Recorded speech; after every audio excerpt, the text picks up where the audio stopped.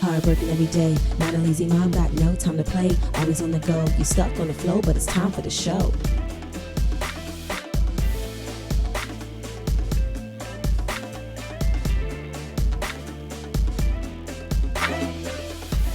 Hey, what's going on, everybody? Welcome back to another amazing episode of your favorite podcast, Not for Lazy Moms. We want it all, we do it all, and today we are going to tackle another generational wealth topic, overcoming financial debt. And we are going to get some free advice from a very prominent attorney who is quite expensive. Before we get there and introduce him, what is going on, Allie? How are you doing today? I'm so excited. When I told my husband the topic for today, he was like, oh, this must hit close to home for you, huh?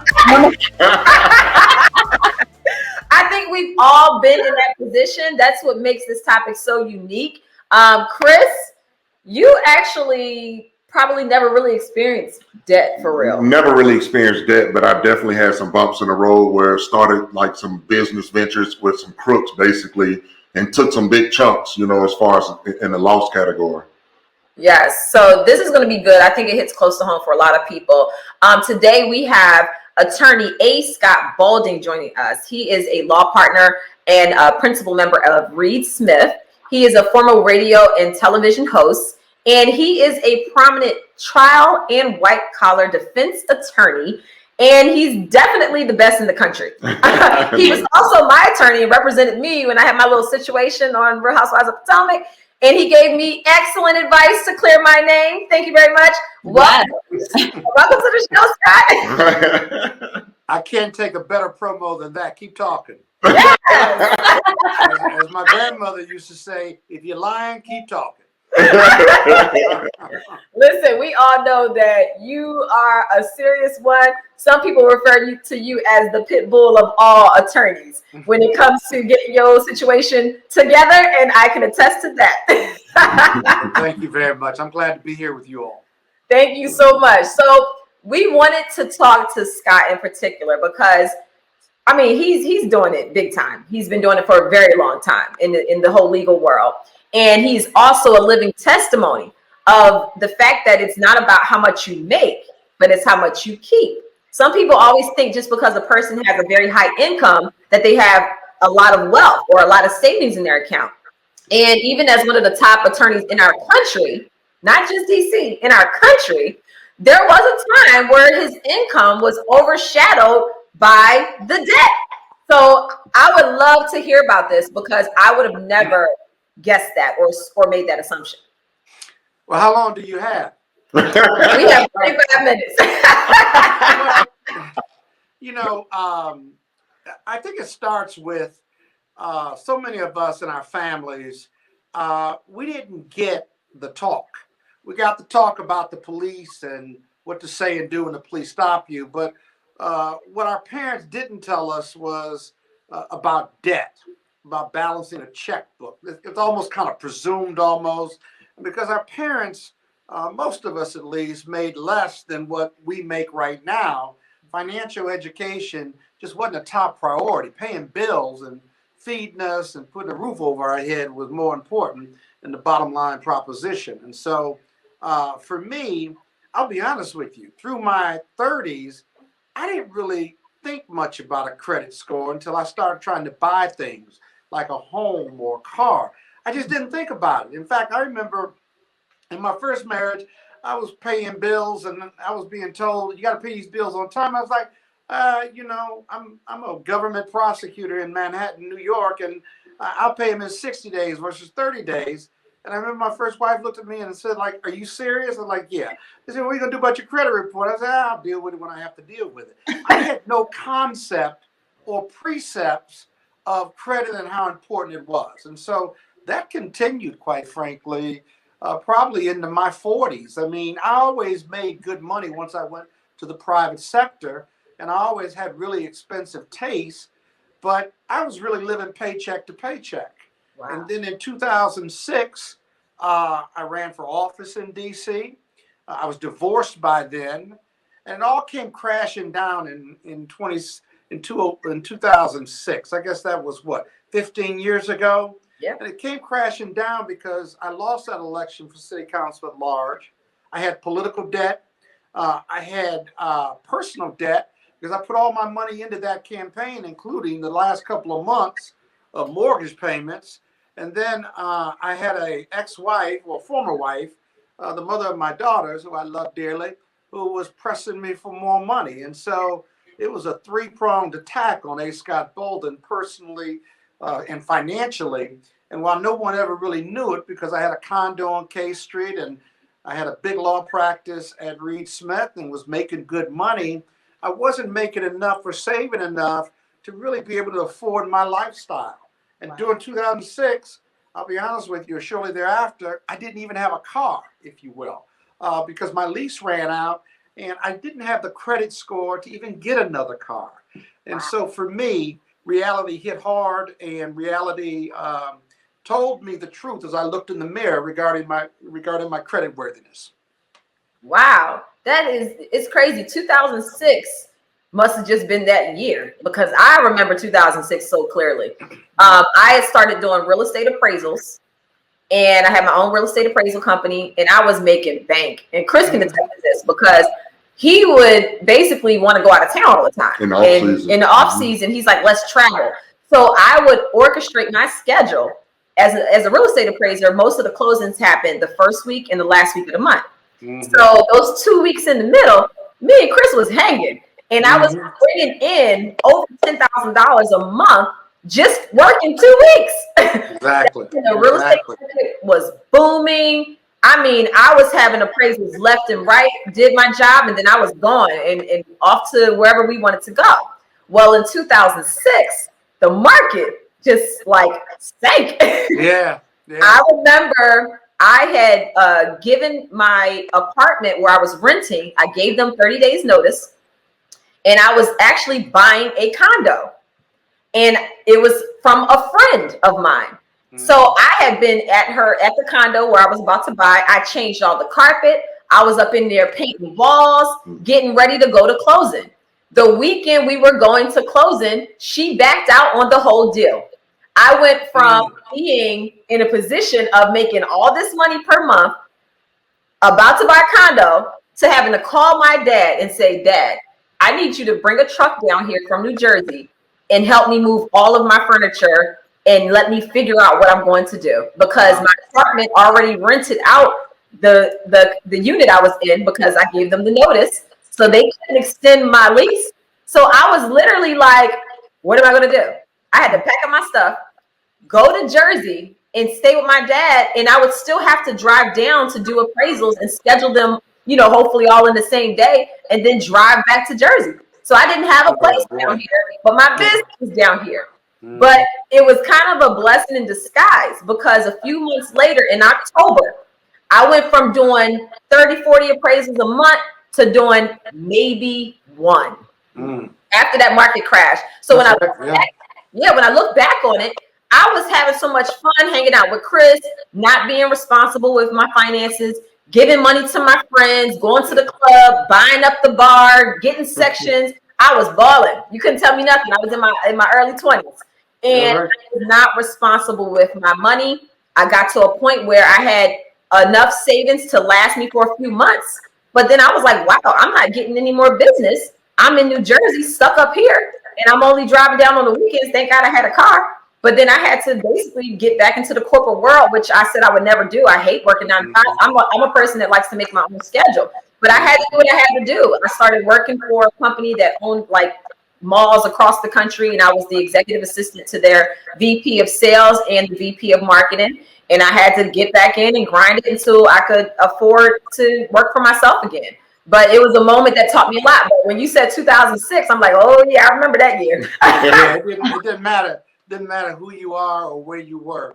Between 2006 and 2008, which was essentially the worst recession we've seen since the 1930s, it hit you. And 2 points. My condo at the time, which was on K Street, I used to walk to work to my law firm.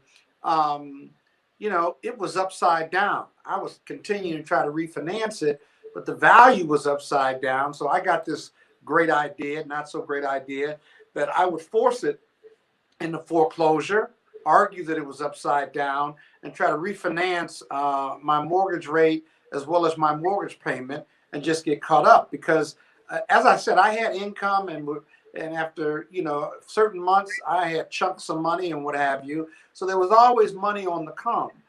The other thing was that as an owner, an equity partner in a law firm, these chunks of money was based on the performance of the firm. Well, in 2008, no law firm was doing really well. They weren't beating their revenue budgets.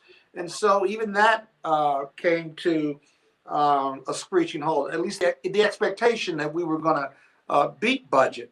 But I went through a great deal with that condo trying to hold on to it. And the second point I want to make, and it captures what you said. Sometimes when you're facing debt and financial insecurity, you cannot be afraid to take a step back. Mm-hmm. And so, sometimes you take a step back, you went home or had your dad help you move. Yeah. You went back into corporate America. Sometimes you got to take a step back and do your thing, right? So for me, until you can get back, the Lord always takes you down before he'll bring you back up. You hear me? And that'll make you think more about the Lord and pray a lot more than when you roll and buying up the bar, whether it's you or me as an equity partner.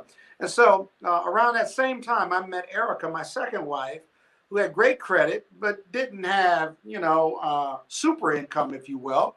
But she managed her finances much better than I did. And she and a friend of hers convinced me to short sell my condo, which I hated to do, and to rent.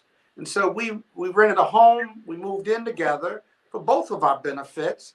And that was a tough time for me because I didn't want to step back, just like you didn't want to go back into corporate America and stuff.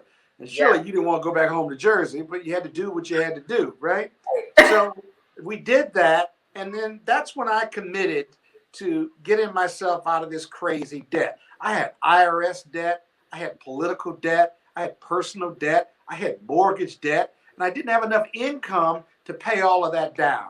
And so I sat down at my dining room table and I put a game plan together, much like I would do. I was representing the client in a criminal or commercial litigation matter. The political debt was dangerous because, the vendors for my campaign, I couldn't raise money because I lost and I wasn't sitting in office. And so they were a danger because I had a personal reputation and I didn't want them going to the press, if you will. And so the mortgage debt, when I short sold my home, again, there was this press component to it, which added pressure because I was a former chair of the Chamber of Commerce, former chair of the DC Democratic Party. And so the press was always around, if you will. Plus, I was representing Marion Barry and other high-profile matters, and so there was just this added pressure. So what I did with the I want to ask you, when you short sell a home, you sell it, and then you have to pay the balance of whatever the value is. Yeah, whatever you could sell it for, right? Right. Okay. You sell it at a undervalued market. Pay what you can to the bank, right? And then the bank, you're technically still on the hook for that gap between what the market value was versus the short sale. Right. And the bank, two things happen. The bank will hold you accountable for that difference, but then they eventually will write it off as bad debt. In my case, they wrote it off as bad debt. And then the other thing, though, is it's on your credit report as a short sale. And it's supposed to stay there for 7 or 8 years. And so we'll get into how to resolve those types of issues. But I sat down at my table and began a game plan, getting rid of the political debt. Again, remember, I had cash flow, so there was something to save. There was a debt, an asset, portfolio to save as long as I had cash flow. So with the political debt, I didn't know whether I was going to run for office again, but I certainly didn't want any bad press, and so I paid everyone 75 cents on the dollar. And they were good with that because vendors in campaigns get stiffed all the time. But they were happy to get my 75 because they were coming after me because they knew I was an equity partner at a big law firm. Right. I was able to do that. I only had one vendor. Yeah, I only had one vendor that went to the press. And I could live with that because that vendor was who that vendor was. I'll just leave it at that. The short sale happened. I did get a business article about how upside down I was in my condo, but I didn't really care at that point because I was in financial crisis. And so we moved into this home. Erica and I both moved our furniture in, although she moved her furniture in. So my bachelor furniture got sold unbeknownst to me. And, you know, then it was a matter of, okay, you got to pay your debt down, right? And so I always had cash flow, as I said. So I was paying debt down little by little and on a very timely basis, if you will. So I got rid of the mortgage debt through short sale. I got rid of the political debt through them taking 75% on the dollar. And then what I was left with was just monthly debt, what we call the burn rate. Everybody should know what their monthly burn rate is. I don't care whether it's $2,000, like my 25-year-old twin daughters tell me, or whether it's $10,000 to $15,000 or more for people who have more income and more assets, if you will. I didn't even have, I had one asset, which was a $150,000 home in Joliet, Illinois, that I bought from my father years before 2006. But I didn't own any property and what have you. And so now it was time for me to climb that debt mountain. And so I made sure I paid stuff on a timely basis. And then in the interim, worked on my credit. Yes. Wow. You know, something you said in the beginning about how it's like in school, they don't really teach us about credit scores or credit cards. And my parents were the same. They, you know, I'm very thankful for everything they helped me with, but they didn't teach me those fundamentals that are so important. And I'll never forget, I was watching an episode recently of Schitt's Creek, and the son, David, bought all this new furniture, and the dad's like, how'd you pay for this? And he said, my credit card.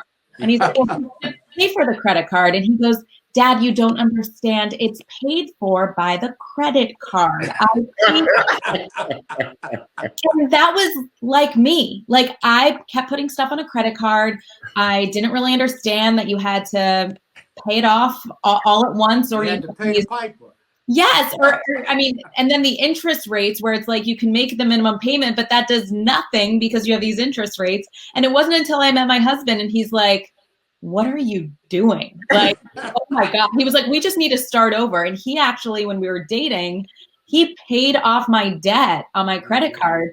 And he was like, you can pay me back interest free. He was like, we got to get this squashed if we're going to be married. Like, this is not going to fly. That's so interesting because we always joke about the fact that Allie's husband, Matt, and myself, we're both Libras. And Chris and Allie are both Leos. So me and Matt have a lot in common. And it's so funny because one of my major goals going into Chris and I's marriage was to make sure that all of my debt was paid off. And I bust my tail. Now, before the part of the story I didn't tell was after I worked for the company that owns all of the malls around the world, around the country, I was making decent money and I was saving it. I was doing what I had to do. Chris and I were living together. I kind of like moved in. I didn't mind. And You dirty dog. it worked out.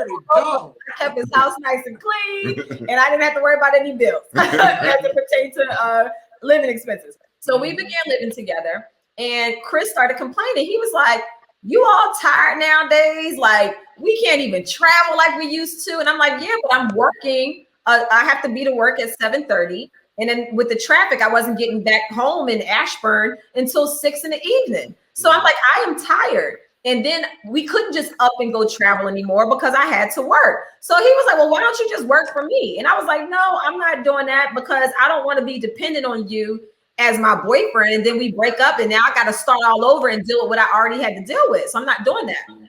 So we came to a reasonable situation, a reasonable agreement.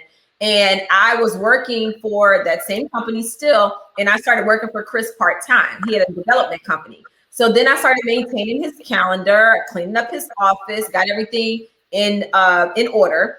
And then it got to a point where he was like, look, let me just work for me full time. And we can have an employment agreement, whatever your pay is, like you save your money, do whatever. He said, let's make this work. So we ended up doing that. So when I started working for Chris as his business manager, one thing that I initially did right from the beginning was to figure out all of his expenses. Right. He had several homes. So I'm like, okay, let me figure out how much it costs to run each home. on a monthly basis. Right. And I have a binder I love binders.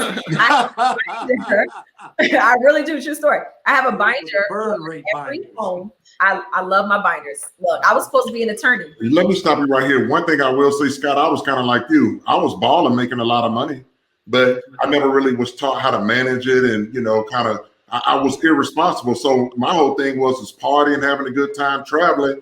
Bills ain't getting paid. But I'm in my mind like I make all this money, I'll just take care of it later. But Monique came in and cleaned all of that stuff up and organized everything. And she helped with the development company that I started with my neighbor, who wound up being a crook, and he's dead now, God rest his soul. But at the end of the day, I was getting robbed by these guys, and she broke it down and started teaching me a whole lot of stuff about business, because I never worked a job before the NFL. That was the only thing that really worked. So I didn't understand these things. I didn't know, and she explained and helped me in that field. Yeah, so I made it where it was easy. He could see every bill, every expense. I had a whole spreadsheet, and I had on average how much each bill cost per month.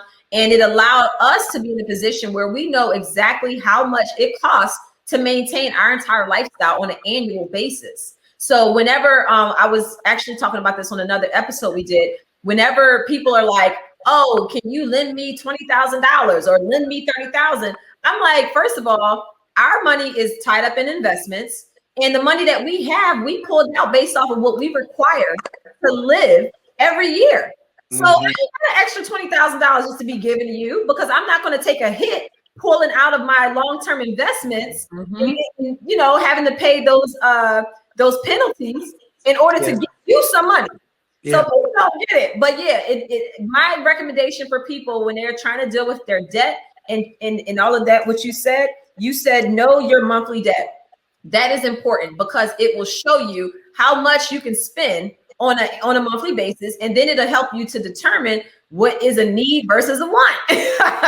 You really need, and what do you just desire? Well, keep those desires off the curb. We talked about that on Finance 101 with Buffy Purcell for generational wealth. But yes, Scott, I got one question for you. So when you finally sat down and you game planned how to get yourself out of that bad debt and all of those bad situations, how long did it take you to actually clean everything up to where you started turning over a profit and didn't have to, basically you got in front of the situation instead of being behind the situation?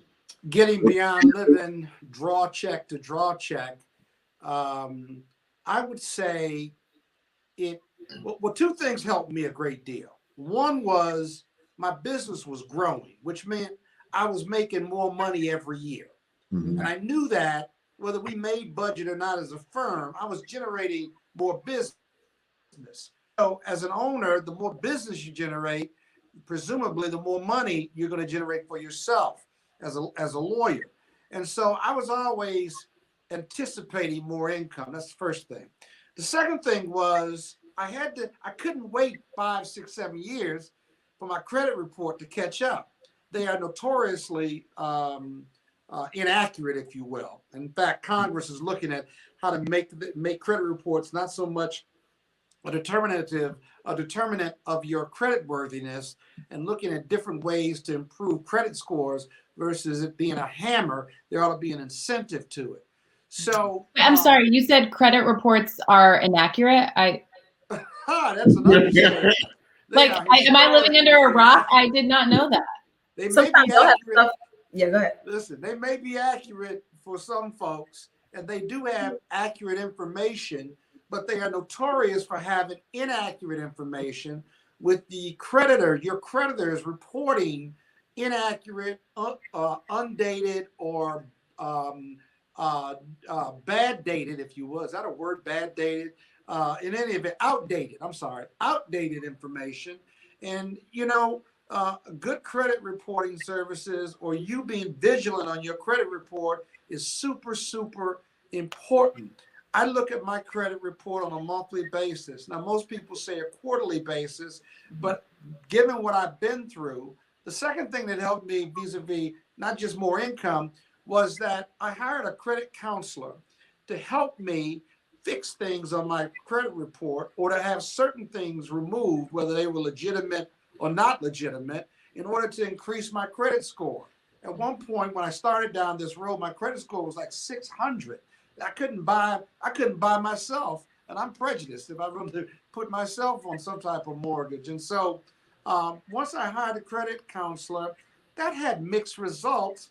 They were charging me money, but I really wasn't, none of them, whatever they promised, they never really came through on. And so what I realized, you all, is that as I watched and engaged this credit counselor, I realized whatever he or she were doing, hell, if I was disciplined enough, I could do it myself. And so what I did was I fired the credit counselor and committed to every evening looking at my 3 credit reports through myficoscore.com, right? And on a nightly or monthly basis, because you got to wait 30 days, I was writing letters. Now, back then, you could write letters and contest things, whether you legitimate about it or not. I'm not going to get into that. I contested every negative thing on my credit report. And now, electronically, you can go on all 3 credit reports, but I would recommend myficoscore.com because that's really the most accurate. The other ones can be all over the place. Equifax, Experian, and TransUnion. I found those scores to be completely inaccurate, in my opinion. But on myficoscore.com, they give you a lot of information, and I find those over the last 15 years to be most accurate. And so what I was doing was writing the letters or contesting negative information, including positive information, if you will, but inquiries, even inquiries, if you will, or the amount of my debt. So I would pay a bill, like a car note, right? And then I would contest that amount because it would take the credit reporting agencies 2 or 3 months to get the accurate amount. And your amount of debt is as important in regard to your credit score as is any negatives, if you will, or even inquiries, if you will, where you're looking for credit, or if you have too much credit. Lots of different factors go into that. So I was writing the credit reporting agencies. I was calling them once I got information. I would call them and report it verbally and ask them to make that change. In regard to tax liens, for example, here's something very few people really know, that once you pay your tax lien off, right, it doesn't come off your credit report. What happens is it reports as paid, but it's not off your credit report. It's still 50 or 60 points. So what you have to do is you have to get it removed, and that is you have to get it what I call reversed. In 2006 or 2008, the IRS, in order to help people who were coming out of this housing crisis, there was a mechanism whereby if you paid off the debt, the tax debt, and if you met certain other requirements, then you could have that tax lien reversed, if you will, or withdrawn. It's a statute on the IRS code. You have to meet certain requirements, but they aren't that high. You got to be current on your taxes and stuff, and you can have it withdrawn. And then that gets filed with your local recorder's office, and then the credit reporting agent take that tax lien off. This is really, really important. Yes. Because if you're in debt and you can't pay your taxes, then you're going to have that tax lien for 6, 7, 8 years. But you can have it withdrawn through this relatively new regulatory tax regulation. So I took full advantage of that, and I just worked diligently for 2 years. And then I started helping others because I realized it taught me to value whatever my credit report is. And the other thing that helped was, Erica, you know, I'm from Joliet, Illinois. I mean, I made it out, as they say. Well, you know, Chris will know this. You know, as someone who was perceived as having a high net worth, people were coming at me all the time to borrow money, pay their mortgages, pay tuition. And when I was single, you know, we call that money on the street. How much money you got on the street? And I had a fair amount of money on the street, like I was playing like a studio gangster almost, right? And sometimes I get the money back, sometimes I wouldn't. But, you know, man, I was single, you know, I was dating several people. And so, you know, having money on the street wasn't really a big deal to me. Well, Erica put an end to all that, whether men or women, you know, vice versa. She put an end to all of that. And then I owe people on the street too. I didn't get into that. And she made me pay all of them back as well. I was like, I ain't got to pay them back. They owe me money. She said, a clean break. Especially from that young woman, or those 3 or 4 young women who keep sniffing around. Right. I know you owe them money, and you ain't paying them with money. I can tell that. You had something to say. I want to jump in there. I had a lot of money. I still got a lot of money on the street, Right. and I used to loan a lot of money. Me too. You know what really made me stop loaning out? One time, a friend of mine, a really good friend, asked me to borrow $500 to pay his child support, and I ain't even get to hit it or enjoy it. We ain't even had kids at that time. You was with me back then? Yeah. Okay, and so you know what I'm talking about. Yeah, I know what you're talking about. I ain't enjoy that. I didn't do that. I didn't make that. He didn't even have kids. I ain't have kids, so I'm like, there's no way in hell I'm gonna pay your child support check. I remember when Chris was playing in the league, when we first started dating, he would have people that want to come to the game. So we would always have to have the ticket orders put in on Wednesday. So they would say, yes, give me 6 tickets, give me 5 tickets, give me 4 tickets. And then on Sunday would not show up. Oh, yeah. Oh, that's so wrong. $200. Those tickets were at least $80 each. Yep. And I don't care how much they think he has in his account or how much he actually has in his account. You're not going to ask for 8 tickets that cost $80 each and then not show up. And don't call, no courtesy, nothing. I put it into all of that. And I was like, okay, if you want to come to next week's game, I need your money for the ticket that you're requesting by Tuesday, because the order has to be put in Wednesday morning. Oh, okay. We got how much they cost? Oh, they're $80 each. Oh, okay. Tuesday come, don't hear nothing. Wednesday come, I put in the orders for whatever we, received. And then on Sunday, I'm at will call. I don't have any tickets. Yeah, because you ain't give us no money. I will see you next week if you come up with some bread. And it ain't like me, but at the end of the day, I was like, that's disrespectful, number one. But how just take this man money and then don't even call and say, hey, I can't make it. We could have given those tickets to somebody else. Yeah. There's people standing outside the stadium that want to get in. Back then, they was like winning. So this was back in 07, they went to the playoffs twice. Yeah. So I had to end all of that. But I feel you. That messes up. Erica put an end to all of that, to be honest with you. And I was really upset at one point about it because I kept saying they're my friends. And so she kept telling me, how much money your friends owe you?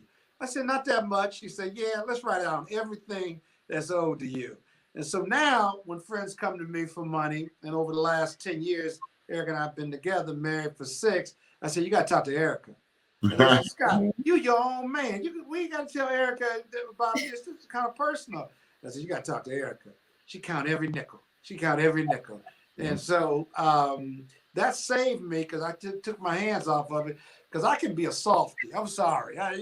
You give me a sob story. I want to help. I want to save the world. So I used to be soft like that. I used to be soft, but I put my foot down. And we kind of not anymore.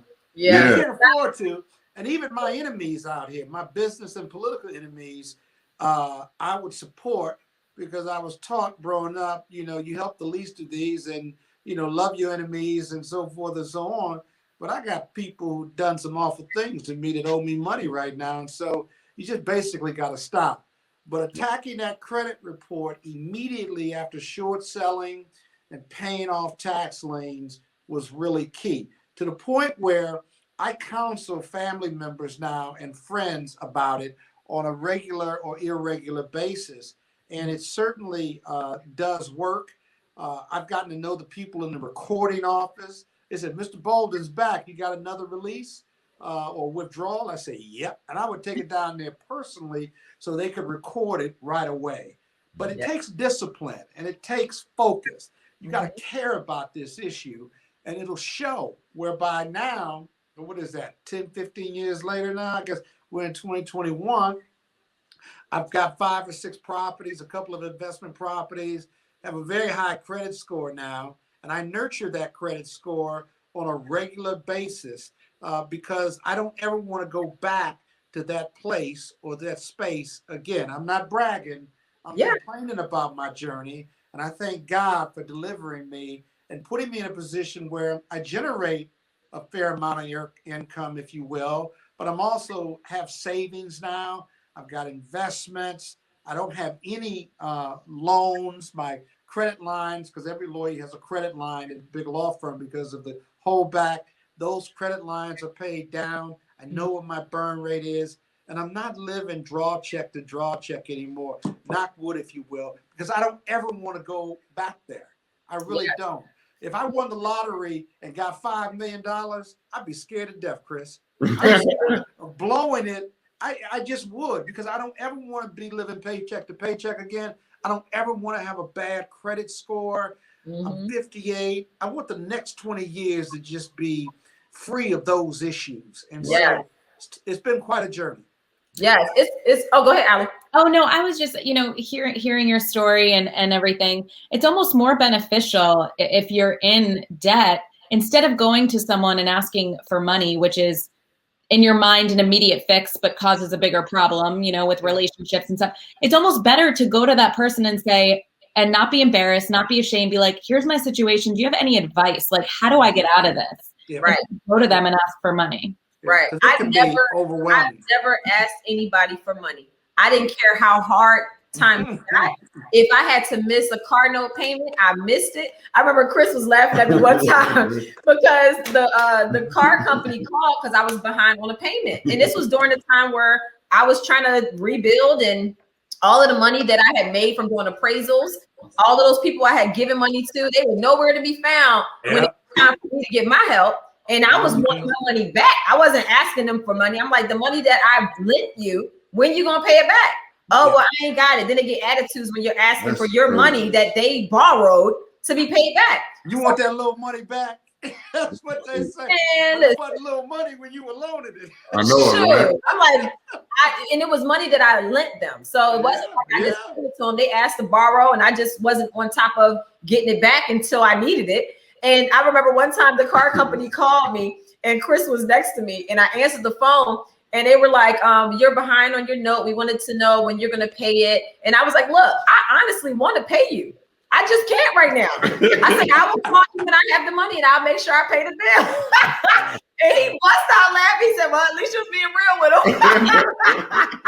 him. Hey, quick little story about my mother, who's no longer with us. Rest her soul.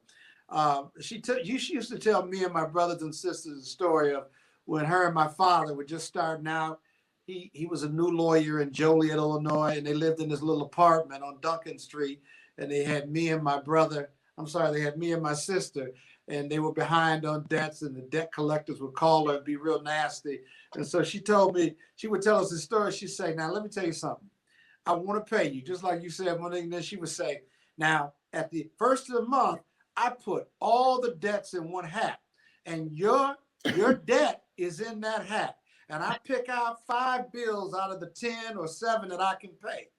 Now, if you keep calling me and being nasty, your debt, your bill ain't even gonna make it in the hat. And so you should be nicer to me. Otherwise, I will never pay you. So, that's hilarious. So they would call her and they would be nice to her after that. Right. Yeah, it's not for you to be me. Like, I know I'm not a person that's just not paying my bills because I just don't want to pay my bills. If there were times in my life where I couldn't do it, I had to figure out which ones was most important. I had to eat first, and then the car came next. I'm like, look, I pay it when I can. And then when I was able to accumulate enough money, I caught myself up and paid it, ended up paying the car off. So they were happy and I was happy, and we were good. But I do want to talk about the fact that there are some people who always say, if I just could make more money, if my income could just go up, if I just could get, that raise, I'll be okay. And truth is, it's not going to be okay. You'll make more money and you'll spend more money. It's all about really getting down to having a plan and being responsible over your income. I've been through it. I'm a living testimony of it. And at the end of the day, I think there is this misconception that people who make a lot of money are debt free. And that's why I'm excited about talking about this topic today, because it just shows people you can make $400,000 a year, or you can make $40,000 a year. If you aren't responsible with your finances and you really don't take it seriously, you can still be in debt like the next person. It's all about making sure you have savings, making sure you're putting some aside for yourself, figuring out what your monthly expenses are, breaking it down and saying, okay, I'm gonna take this percentage for, paying my bills. This percentage is for me. This percentage is for whatever. But you have to create a plan and seek help. That's the first thing. Seek help. Don't think that just getting more money is going to solve your money issues, because it's not the money that's the problem. It's usually the person. The habits. Yeah. Yeah, but Monique, the other part that I would just supplement on what you just said is you got to be prepared to change your mindset about debt and money. If you don't change your mindset, you can make $4 million a year. You spend money the same way, you could be living paycheck to paycheck. And so you have to really work. Everybody wants to make more money. But two things: you change your mindset on how you spend money. But here's the real kicker, right? The real kicker is, what are you doing, or are you doing anything to make more money? You see, in this country, in this capitalistic system of ours in America, I'm convinced that the only way you really get ahead, where you're not living paycheck to paycheck, is to create a system, or to work, or to be part of something that's going to pay you chunks of money while you're sleeping, right? Mm-hmm. Think about what I'm saying to your listening audience. What can I do where I can make more money, chunks of money, while I'm sleeping? Yes. And in every industry, you certainly have those opportunities, but you have to be in a position to do that. Because just working paycheck to paycheck, you can save and put a little aside, right? But that's the hardest way to do it. And I guess after 20, 30, 40 years, you'll have a nice nest egg and stuff. But if it's in your 401k, you're going to spend that in your retirement. And so you've got to be looking for, the reason you need good credit is because you need to be looking for opportunities where you can make chunks of money, and then investing with others to make your money go further and longer. Like right now, I'm looking at opportunities to do multifamily housing or apartment buildings whereby I can invest in them. That's not practicing law. That's me investing so that I can get a check on a monthly basis, where I have someone managing that apartment complex, whether it's 4 or 40 apartments, it doesn't really matter. Looking for financial opportunities, getting the right and the best advice, and you're going to have to put money at risk to make chunks of money. Lawyers are averse to risk, but I'm willing to do something risky, because while I've got about 10 more years to practice law, I don't want to be at the courthouse picking up cases, trying to work in my 70s and 80s. And I want to retire, right? And I want to live my retirement the way I live my working life. Yes. So it takes discipline, it takes focus, it takes planning, it takes a commitment Yes. to be financially free and financially well in order to get there. It's not osmosis. It's not like you can sit down and wake up with an idea and kind of go do it. Right. It takes discipline and planning. And so few of us say we don't have time. Like, we don't have time to work out, or we don't have time for this. That's not the answer. You haven't taken time, right? Mm-hmm. My first marriage therapist told me something that I never forgot. And that was, you vote with your feet in life. You vote with your feet. I used to say all the time, I want to be home at 5 or 6 o'clock and spend time with my family. But when I was growing my law practice, I came home 9, 10, 11 o'clock at night, because my feet took me where I wanted to be. Mm-hmm. It took me out in them streets. It took me out there chasing business, representing politicians, raising money, doing all these things. And so believe in your feet. The second thing that I live by, and I hope you all consider it, and your listening audience, is everything in my life, I put in my life. Think about it. Everything in your life, good, bad, or ugly, you put that in your life. Your personal responsibility, right? Right. And so if it's something bad in your life, like a habit, it can be a man or a woman, it could be a job, it could be a friend, right? Through a life audit, take it out of your life. Mm-hmm. If you don't take it out of your life, then you draw something from it.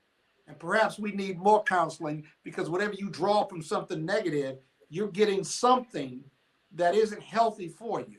And so every year I do a life audit on friends, career, profession, law, you name it. And if something needs to be removed from my life, I remove it from my life. It took a long time to be able to live like that. Yeah, that's a fact. That's exactly why I quit reality TV. Right. Like, this is not taking something bad out of my life. Yes, you got to, because life is way too short. To piggyback off of what you were saying about you as an attorney, now looking at buying real estate and investing in that way, that's not the first thing people are going to think when they say, oh, Scott's an attorney and that's how he makes his money. But you're looking at other opportunities, which is great. That's how it's supposed to be. Just like I heard a story about the owner of McDonald's, and he was speaking at a college, and they asked him, they didn't realize who he was at first. And then they asked him, what do you do for a living? And he said, oh, I'm into real estate. And the people who knew who he was laughed. And then everybody else was just puzzled, like, wait, no, he owns McDonald's. So why is he saying he's into real estate? People look at the restaurant and think that's the end all. No, he is buying real estate in the top areas all over the world so that he can plant his business there. But the real money is in the property, you know? So people need to start thinking more. They need to watch his movie on his life. That's how he became owner of the franchise McDonald's. It wasn't because he was buying up McDonald's and serving hamburgers. What he did was, if you watch that movie, is he started buying up prime real estate spots, and then bought the franchises to put on there. So he wasn't just getting paid off the McDonald's selling hamburgers. He was getting paid the rent for that franchise to be on his real estate. Genius. He made a fortune. So smart. He really made a fortune. Genius. Wow. Like, I mean, that's the level of thinking that I want to be on. That's amazing. That's very smart. Because these companies, they sign those long-term leases, like even the airports. Some people think that the airport owns the land. They will sign like a 40, 50-year lease. And once that lease is up, they gotta sign it again. So look, that's the level of money I'm trying to make. And you know, you got to be fearless about all of this. Yeah, it's not unattainable. I don't care whether you got a high school education or master's degree or PhD. None of this is none of this is beyond your reach. You just got to get smart on it. Read. You can go on the internet and read about whatever you're interested in, right? And then you have to be fearless and prepared, but fearless about going for it, because it's not going to happen overnight. If you're going to make money while you're sleeping, it's what you do strategically while you're awake. Exactly. And so I tell people that all the time. We talked about on episode 16, we did a Generational Wealth Series episode on brand building your business. And I told a story about when I went through a very low moment. My sister told me, she said, you need to get a good book that's going to help you, prepare you for the next journey. And you need to read that while you're on your journey to work every day. Mm-hmm. And I read a book called $1 Million Habits by Brian Tracy.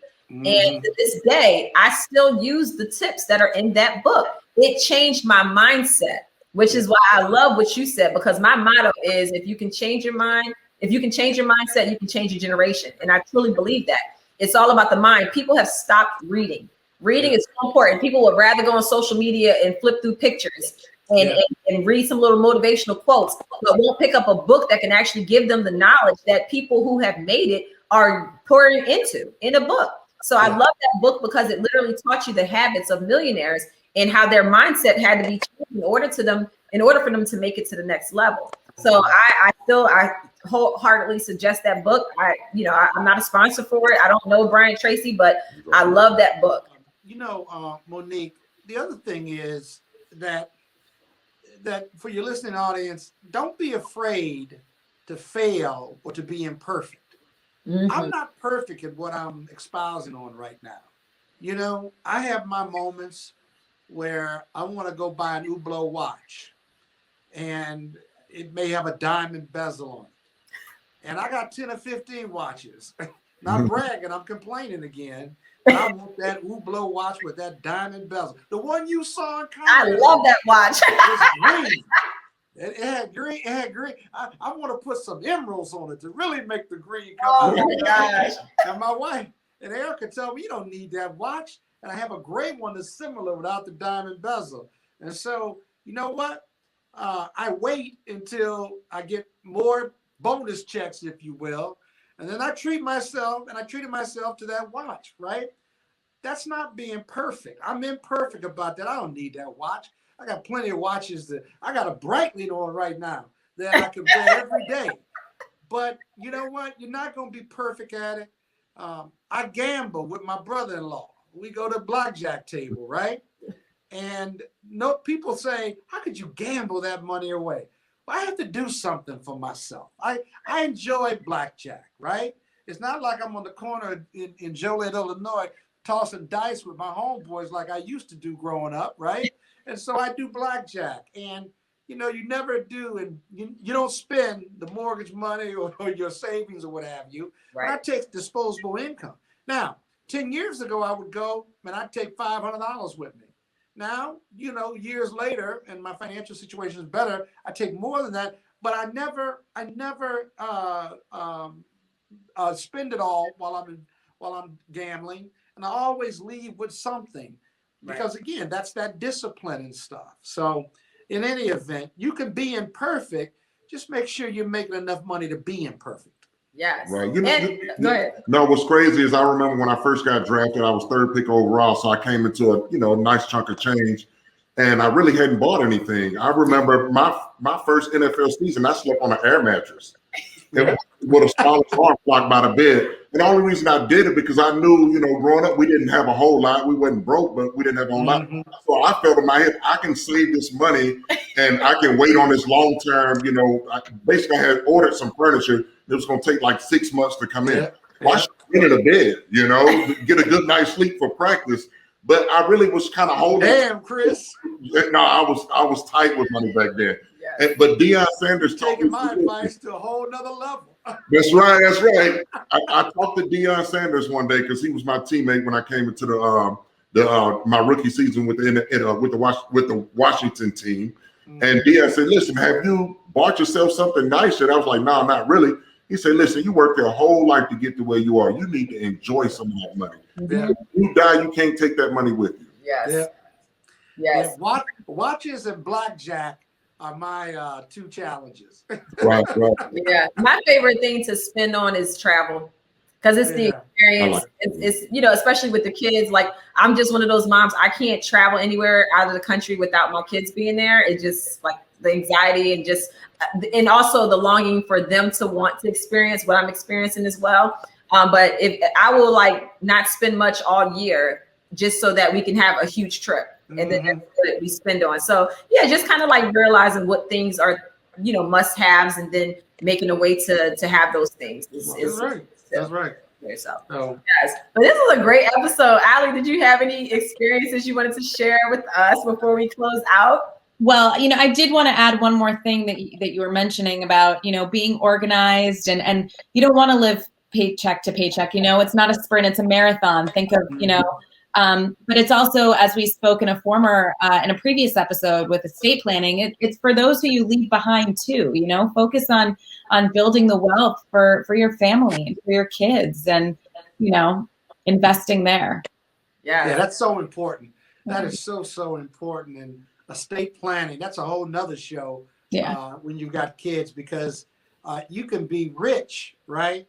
But to be wealthy, which is a whole nother level. Long-term riches, if you will, dispositive year over year riches, and you're leaving it for your family. That's so very, very important. My father always says, "What difference does it make what I leave you all? If you're happy or sad, I'll be gone. You'll never have to argue with me about what I leave you." It's real. And I don't care, he says. He 87. He says, "I don't want to talk about what I'm leaving who and who's going to be the executive. It's going to be what it's going to be." Right. What?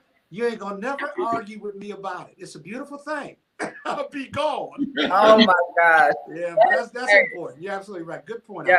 No, I love that. So just looking back on some of the tips that Scott has provided us throughout the episode, for the people listening, go ahead and get your notepad, if you have, the best notepad to have is our Not for Lazy Moms notebook. So if you don't have one, go ahead to our store, shop notforlazymoms.com, or visit our website, notforlazymoms.com, and get you your whole life and an ink pen. So anyway, the first tip was to take a step back.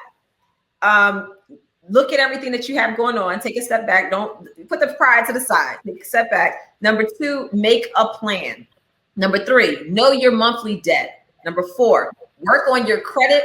And most importantly, number 5, change your mindset about money. It is a means to an end. So the faster you become more responsible over what you have, you'll show the universe that you're prepared to have more. If you can't manage what's in your hand, how you gonna manage a whole garage full of anything? You're gonna be completely confused and overwhelmed. So learn to manage what you have. Once you master that, when you do get more, you'll find yourself in a much better situation. So thank you, Scott, so much for coming on today. This was an excellent topic, excellent conversation. So we really enjoyed it. Y'all can look in the description if you're watching our YouTube show right now. I have all the information for how you can follow Scott on social media and where to find him. If you need a good attorney and you're in a jam, call Scott.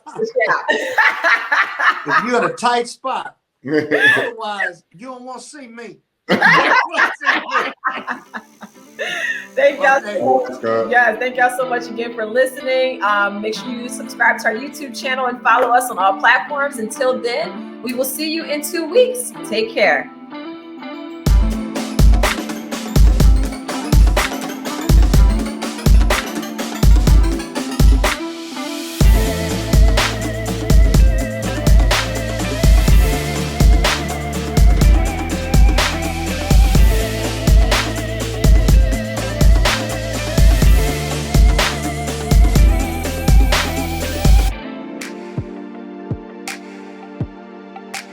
Hi, I'm Monique Samuels, and I'm the founder of Mila Eve Essentials.